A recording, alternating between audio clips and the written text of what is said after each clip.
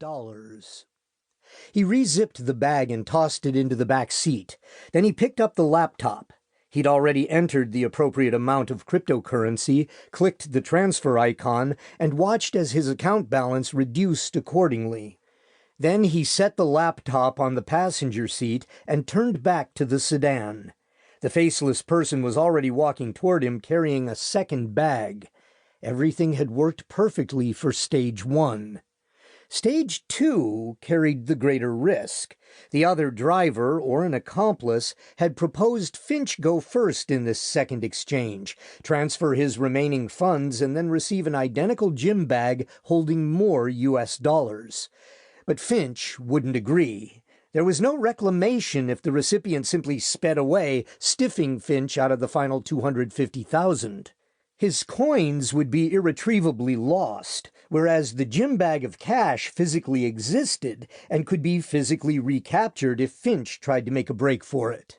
And he wasn't entirely confident they couldn't track him down. The second bag smacked against the concrete, and the figure retreated faster this time.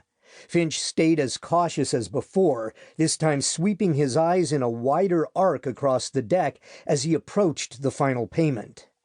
This time he kept his right hand on the butt of the holstered Beretta as he carried the bag to the car. Again he pulled out a roll of currency at random. 25 $100 bills, with enough other rolls to increase the total cash value of the haul to $500,000. He tossed the zipped bag into the back seat with the first, and then turned his attention to the laptop. With a few keystrokes, he set up the second transfer, moved the cursor to the icon, and paused. If he'd been heading up a sting operation, he would have called in his backup. He now had a record of the transfer and the cash as evidence. On his signal, all exits to the parking garage would have been sealed, and a computer forensics team would have descended upon the car, primed to confiscate all electronic equipment before it could be wiped clean. If he were heading up a sting operation. He started the engine, then he clicked the icon to initiate the second transfer, deleted his private key, and slammed the transmission into reverse. The vehicle rocketed backward so fast the tires laid rubber. The laptop tumbled onto the floorboard, shutting the screen against the keys. But Finch wasn't taking the time to watch the balance of his account decline. He was hell-bent on getting the $500,000 to safety. The tires continued to screech in protest as he raced down the ramps to the exit. The crossing bar was down. If he'd been set up by the mysterious other party, the exit lane could be the ambush point. He'd checked that there were no surveillance cameras on the entrance or exit, so without stopping, he crashed through the bar, sending it splintering onto the pavement. What was a dent or busted headlight in exchange for the untraceable windfall that rode with him? He breathed easier as he disappeared into the back streets of one of Arlington's residential neighborhoods. He slowed enough to turn off his phone and eliminate the hotspot used by his computer. Though the odds were slim his signal was being tracked, why take a chance? The next step would be to ditch the gym bags and then begin banking the cash in amounts less than $10,000.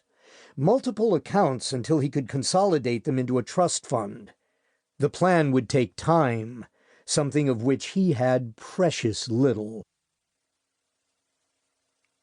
3 blocks from the parking garage, 2 men sat in a black SUV. In D.C. and the surrounding area, the vehicles were as common as politicians. The 2 men inside watched a computer monitor wedged on the console. A red blip moved through a grid of streets. "He's slowing down already," the driver said. A voice crackled from the speaker of a cell phone. "I've lost his signal." "Copy that," the driver said. "We've got the GPS tracer." "Do you need me to head him off?" "No, we'll retrieve. Good job. Check your wallet in the morning." "You know I will. I'll wipe down the car and leave it where we agreed. Good hunting." "Let's move," the second man said. "We don't want him to get out of range."